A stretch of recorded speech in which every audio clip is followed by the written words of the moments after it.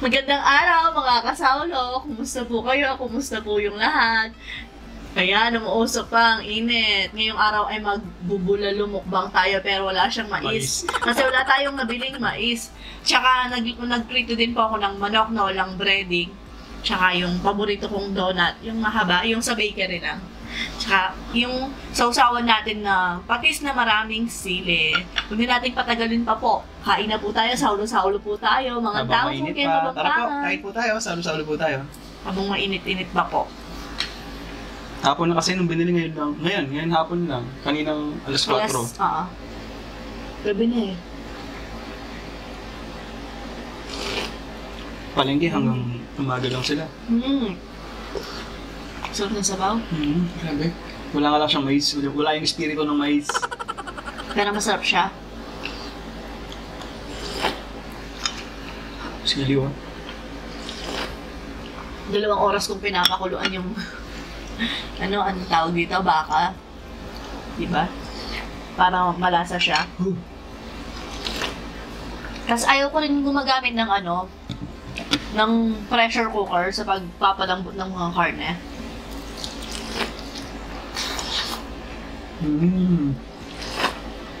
Ako igupit ko na yung sabaw habang mainit.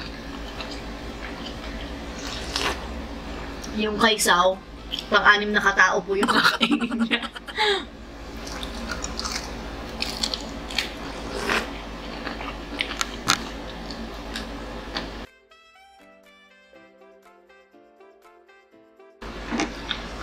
Ano yung lasa ng manok?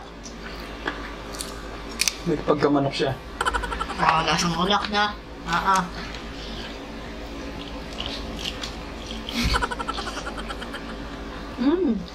Juicy Hindi siya dry. Tapos hanggang loob. Ang lasa niya.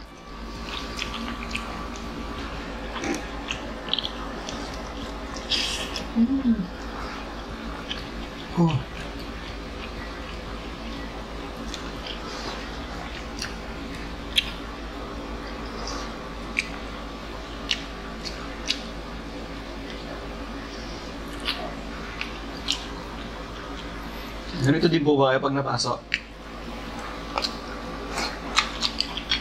Hindi ganyan. Hindi nakatikom yung bunganga. Ganun ba? Ganon. Napanood ko po yun sa Facebook, yung Shanghai. Tsaka yung kwek-kwek. Kwek-kwek ba? Shanghai yung napanood ko. Legit yun eh, ganun naman talaga, no? Yung...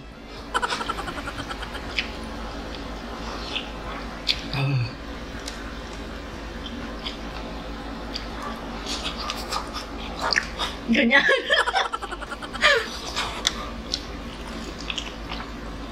Dumidikit kasi, no? Ang ingat.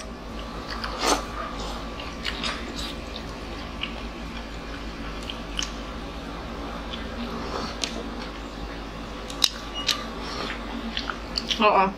Paborito mo. Oo. Yung dulo.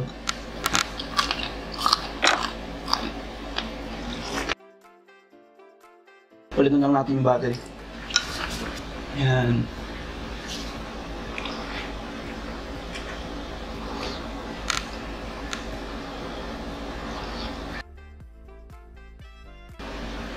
Iba talaga yung lasa ng no, pag magpapasko. Parang yung nasa isip natin, bumabelo lang ako eh. Ganon din yung sasabihin ko sa'yo. Iba talaga eh. Ito yung hindi siya ganun lasa. Ito ang malambot nga. Natural. Lambot na. Malambot siya.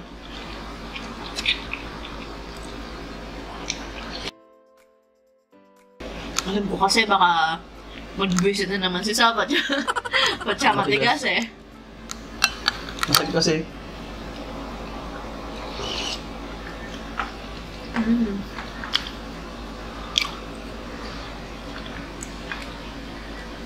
Pechay Baguio itong ganito, no? Masarap din to, no? Saan ba pwedeng ihalo pa yung Pechay Baguio? Wala na, nasa mga ganito lang, no? Kimchi, no? Kimchi lang, no? Kimchi yata.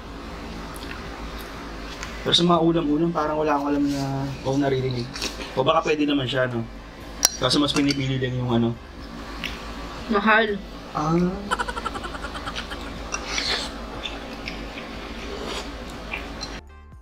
Sarap pagpawisan.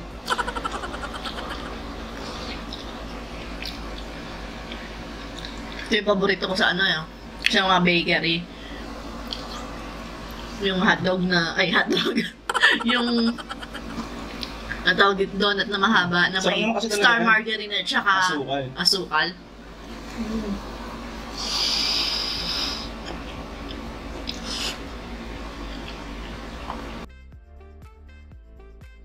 Tapos nung nakaraan pa, lumapit kasi yung bakery kay Ninong ano eh. Kabayan Okay. kaya lumalas yung pagkain ko ng mga tinapay. Yung hopyang kondol, yung madalas kong kainin dun eh. Sarap kasi eh. Tapos ano pa? Pandikoko. Hindi ko ako.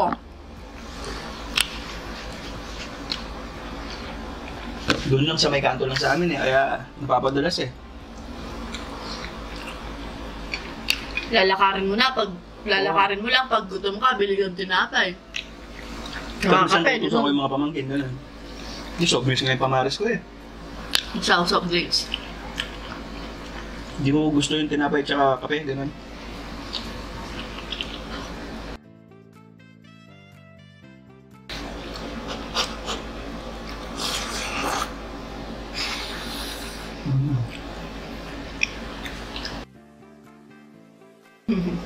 Speechless tayo, no?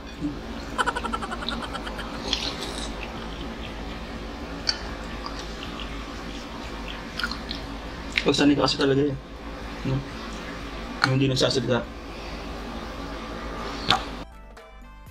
Tsaka pag masarap talaga yung pagkain.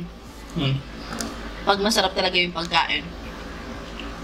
Kami po ni Sao, pag halimbawa kumakain kami sa labas, kain muna bago kwentuhan. Pag medyo nabubusog-busog na kami, dun kami nagkukwentuhan ni Sao. Ay, sorry. Ako talaga, ubusin ko muna talaga naman eh. Eh ako, mainit ngayon, kaya hindi masyadong makwento kasi. Gusto ko mainit pa yung kinakain ko. Yung napapaso pa ako, gano'n. Pumasok si Raya kanina dito, yun yung tatanong ko kaya na daw siya mag-mukbang.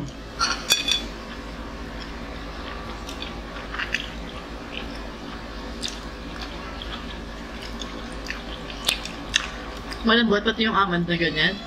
Oo, hindi. Sakto lang. Sakto mo siya mangunguya. Grabe yung pawis.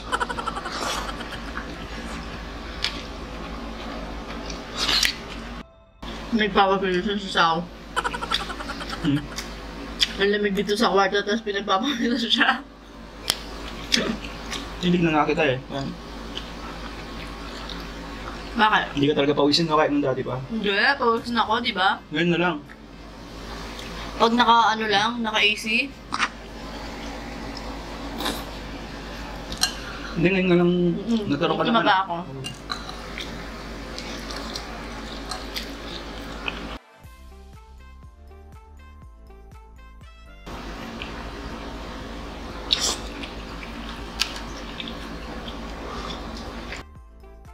Tawa ko. Yung mukbang natin ngayon, buladong bulay. Wala tayong pambiling madaming baka.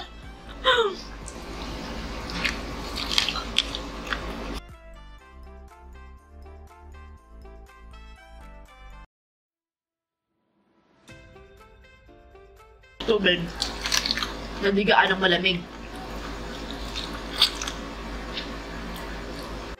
Kasi sabi nila, naririnig ko sa mga matatanda, pag kumakain ka daw ng bulalo, ganyan, baka, yung mamantika, huwag ka daw iinom ng malalamig. Kaya soft drinks, ganyan. Para di matulog sa loob daw yung Pero hindi yung talaga totoo yan. mantika or taba. Di totoo yun? Tubig, wala naman kasing chemical yung tubig eh. Hindi, malamig. Oo, wala pa rin siyang, wala pa siyang scientific na Wala pa talaga. Wala ka pang narinig. Soft drinks pwede siya kasi yun nga, sugar at saka ganito, mantika.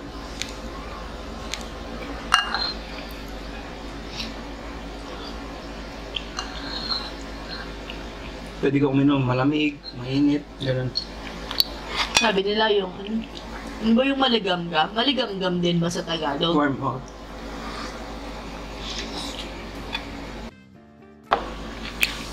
Sarap na may taba-taba, no? Lasa talagang ano siya? Siya, pati siya, sarap. Gatas, no? Hindi siya maalat. Ang patis. Hindi siya gano'ng maalat.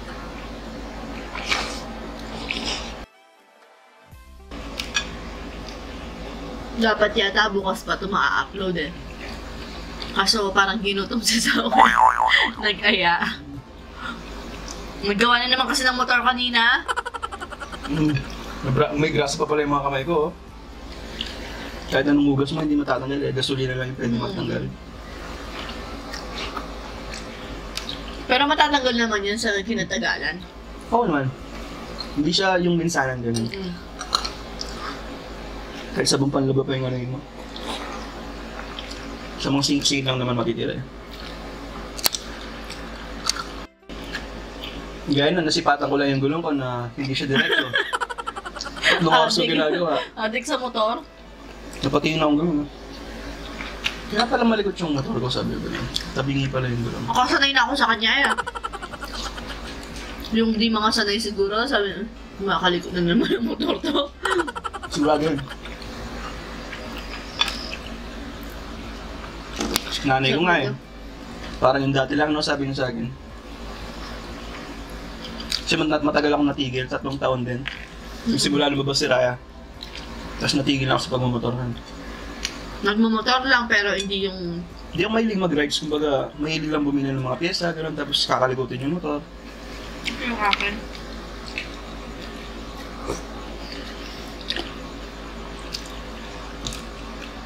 Hindi pa ako nakapag-rides kahit minsan. Yung pala yung pinakamalayang pinuntahan, yung Concepcion. Sa Tarlac. Tapos Na bago motor. pa lang. Na motor. Wala lang, talagang hindi ako mahilig mag-rides, gano'n. Gusto lang Kasi niya kailan maganda ko sa yung Paris. motor. Ganon. O gano'n lang po yung trip ko, binibihisan lang yung motor. Parang yung mga babae siguro, ganon. Yung mga munika, tapos binibihisan mo lang, pero di mo naman nilalaro, ganyan. Merong ganon, di ba? Yung mga kolektor na mga ganon.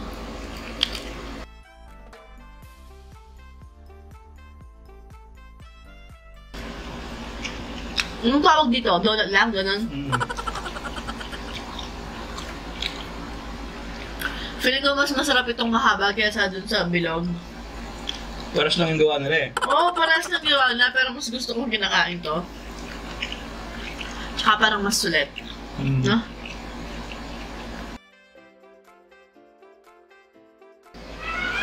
Ano tawa ni ate? Nanonood lang sila niya ng TV. Pipito ata, pipito. Sa Marcos nila may pipito? Ah, ano pinapanood nila? Baka ano? Ramen jelly, ganyan. Kala ko Sabado. Minsan nga eh. Nanonood siya ng Itbulaga. Tawa siya, tawa, no? Siya mag-isa.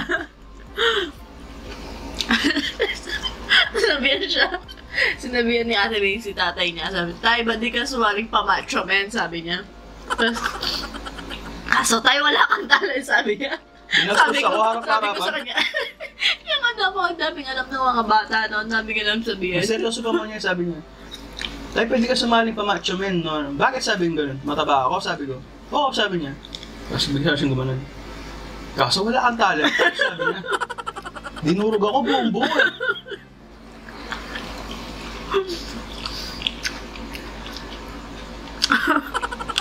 Pag naalala ko yan eh. Yung pagka-deliver niya, doon ako natawa eh. Kasi seryoso. Tapos bata siya, isipin mo masasabi niya yun. 7 years old, yun yung sasabihin niya sa tatay niya. Nakakatawa. Kasi mga talent nila, sumasayaw. Nakakatawa. Nakanta ako, anong talent ko? Wala. Kumain. Pangarap ko ano yan? Hindi na pala pangarap. Gusto ko mag-basketball, pero yung basketball ayaw niya sa akin. Wala nga akong talent. Napipilayan siya. Napipilayan ako lagi sa daliri.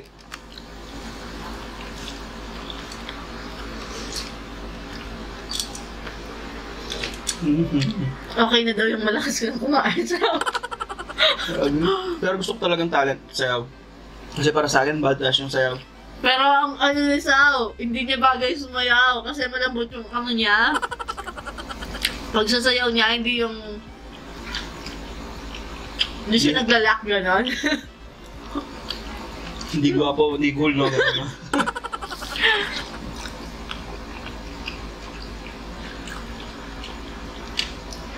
Hindi pala madalas ko pinapanood sa YouTube yung mga urban ano. Yung hanggang imagine na lang ako gano'n, yung tipong ako yung nasa stage, gano'n, yung tipong gano'n.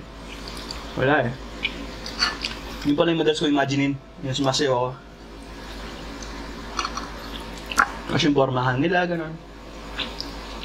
Nung high school ako, sumasayaw ako eh. Nung high school lang, no? Buti ikaw may talent ka, no? Ang talent ko, Painitin yung ulo ko. mag-rap. Baligtad eh. Ano?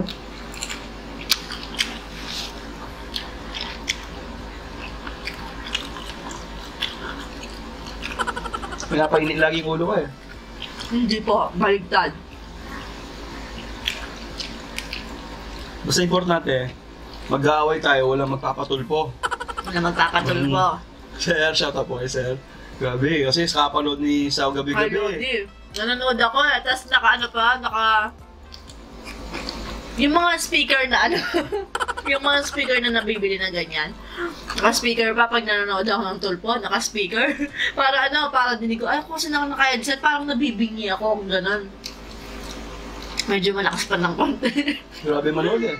Tapos napapanood ako, sabi ko, grabe, natatakot ako papunta kay Sir Tulpo. Sabi ko, yung tipong, pag naging biktima ka, sigurado talagang matutulungan ka. Pero pag ikaw yung nang biktima, grabe, kawawa ka. Pero patas lang naman. Parang pinakikinggan yung side. One-sided si Sir Rafi. Alam mo bakit? Kasi pinagtatanggol niya yung mga nabibiktima. Oo, yun nga. Kaya one-sided. Well, asa ano po yun ha? Compliment. Oo, kasi pinagtatanggol niya talaga pag nabiktima. Okay yun, di ba? Sabi ko, di ba manood na lang tayo? Huwag na tayo mapanood.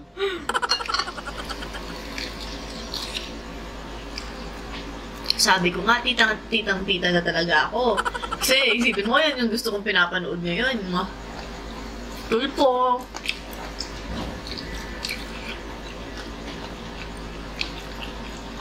Kung nakapanood lang ako pag ano, pag nanonood siya sa gano'n nga. Kaya mga Jessica, gano'n. Hindi na kami sila nakakanood ng TV. Halag kami nasa tindahan. So, tinutulungan niya ako magtinda. Nasa ako.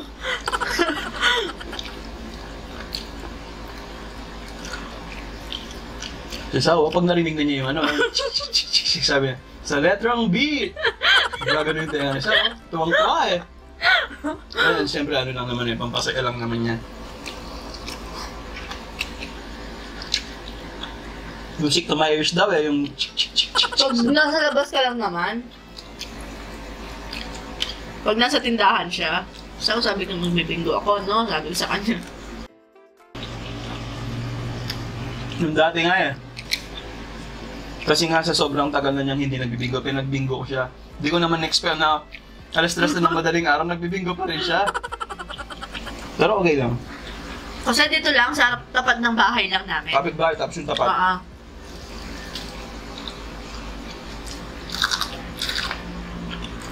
Libangan lang, kumbaga. Sabi ko sa kanya, pag narinig ko yung alog ng ano, ng viola, sabi ko sa kanya. Magtitidigan kami dito. Ganun na, parang sa... Ganun, tapos sasabihin ko siya. Sige, bingo na. Tapos nung isang araw, sabi niya, hindi ka magbibingo. Kung magbibingo ka, sabi ko. Gusto mo, itaob ko yung mesa doon, sabi niya.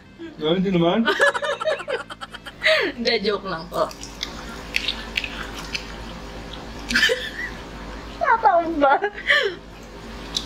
Baka parang hindi ka na alibeti. Barangay pa ako sa ginagawa. Basta magtulpo. Baranggayan, di mandaan, wag lang tulpo. Hindi nga ako nakagaya, nakatatlong daw na naman ako.